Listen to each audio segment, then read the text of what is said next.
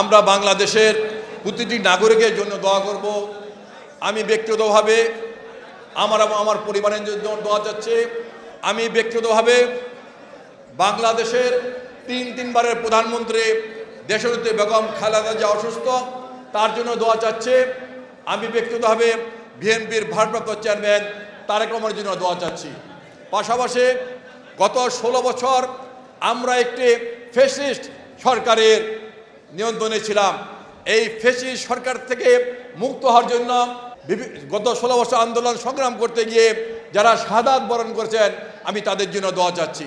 সর্বোপরি গত বছর জুলাই আগস্টে বৈষম্য বিরোধী আন্দোলন করতে গিয়ে যে সকল ছাত্র যুবক ভাইরা শাহাদাত বরণ করেছেন, যাদের রক্তের বিনিময়ে আমরা একটি নূতন পরিবেশ পেয়েছি, এই মসজিদে আসার সুযোগ পেয়েছি, সারা বাংলাদেশে মানুষ মুক্তি লাভ করেছে, সারা বাংলাদেশের আলেম সমাজ মুক্তি লাভ করেছে, সেই যাদের রক্তের বিনিময়ে সেই শহীদ ভাইদের রুহের মাগফিরাত কামনা করছি।